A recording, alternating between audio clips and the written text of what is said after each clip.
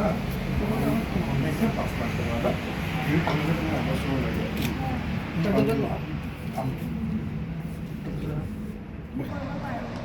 কাৰণ মই যোৱাবাৰ এবছৰ কণ্টিনিউ কৰি 2 বছৰ আকৌ গেপ হৈ গ'ল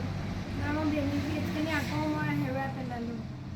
এতিয়া কণ্টিনিউ মাজত গেপ হৈ গ'লে মই আকৌ ষ্ট্ৰেংথখিনি আকৌ মই গুচি যাব সেইটোত আছে সকলোখিনি মানে চিকিৎসা ব্যৱস্থা অকণমান কৰিবলৈ অকলে নিজৰ চিন্তা কৰা নাই চবৰে সকলোৰে কাৰণে এইটো মই কমগৈ আৰু তোমাৰ কিতাপখন মোক দিছে প্ৰাঞ্জলি এতিয়া সেইখন মই CMক তোমাৰ ঠিক আছে হ'ব মই কিন্তু তেনেহ'লে মোৰ মিটিং আছে আমাৰ অকল নগাঁৱৰে নহয় অসমৰ কাৰণে গৌৰৱ বিশিষ্ট ঔপন্যাসিক গল্পকাৰ কবি আৰু যিগৰাকী লেখিকা আমাৰ সকলোৰে কাৰণে আদৰ্শস্বৰূপ তেওঁ আমি সকলোৱে জানো যে SMEৰ নিচিনা এটা জটিল ৰোগত আক্ৰান্ত হৈও তেওঁ যি আমাৰ যুৱ প্ৰজন্মৰ প্ৰতি তেওঁ যিটো আদৰ্শ তেওঁৰ সাহিত্য চৰ্চা তেওঁ অব্যাহত ৰাখিছে আজিৰ পৰা কেইদিনমান আগতো নীল সাগৰৰ সংশোধনী এখন সুন্দৰ কিতাপ তেখেতে প্ৰকাশ কৰি ওলাইছে আৰু তেখেতৰ চৰ্চা অব্যাহত ৰাখিবৰ কাৰণে আমি তেখেতে সুস্থ হোৱাটো অতি প্ৰয়োজন আৰু এই যিটো SME ৰোগ অত্যন্ত ভয়াৱহ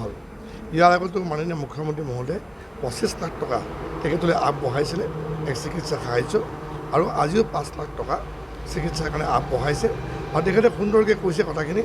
আৰু তেখেতে ধন্যবাদ জনাইছে মুখ্যমন্ত্ৰী মহোদয় আৰু লগতে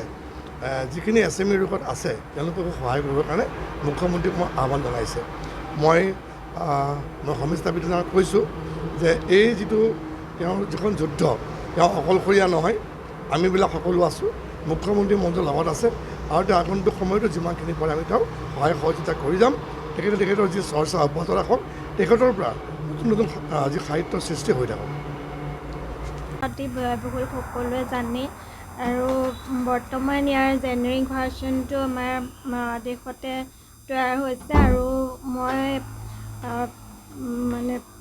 চিকিৎসাটো যিহেতু ব্যয়বহুল গতিকে কিছুদিন মোৰ অসম্পূৰ্ণ হৈ আছিল কণ্টিনিউ কৰিব পৰা নাছিলোঁ 2022 চনত মই অসমৰ ৰাইজৰ সহযোগত মানে ক্ৰাউড ফাণ্ডিঙৰ জৰিয়তে এবছৰৰ চিকিৎসা ল'ব পাৰিছিলোঁ কিন্তু তাৰপিছতে মোৰ কেম্পেইনটো বন্ধ হৈ গ'ল আৰু সিমানখিনি পুঁজি হোৱা নাছিল সেইকাৰণে মই চিকিৎসাটো ল'ব পৰা নাছিলোঁ কিন্তু এতিয়া যিহেতু আকৌ জেনেৰিক ভাৰ্চনটো ওলাইছে আৰু আগতকৈ কিছু কম মূল্যত পোৱা গৈছে সেইকাৰণে মই যোৱা মাহৰ পৰা পুনৰ আৰম্ভ কৰিছোঁ চিকিৎসা আৰু সেইকাৰণে মই আমাৰ সন্মানীয় মুখ্যমন্ত্ৰী মহোদয়ক জনাইছিলোঁ কথাটো তেখেতক আনুষ্ঠানিকভাৱে মই আবেদন কৰিছিলোঁ আৰু সেই আবেদনৰ প্ৰতি সঁহাৰি জনাই তেখেতে আজি এখন চেক মোলৈ প্ৰেৰণ কৰিছে আৰু এইখিনি ধৰণেৰে মই প্ৰায় এবছৰৰ চিকিৎসা গ্ৰহণ কৰিব পাৰিম সেয়ে মই তেখেতক ধন্যবাদ জনাইছোঁ আৰু লগতে আমাৰ অসমৰ যিমানসকল SME বা তেনেকুৱা ৰেয়াৰ ডিজিজৰ যিমানবোৰ পেচেণ্ট আছে যিসকলৰ চিকিৎসা সম্ভৱ সেই সকলোৰে কাৰণে ব্যৱস্থা গ্ৰহণ কৰিবলৈ মই তেখেতক অনুৰোধ জনাইছোঁ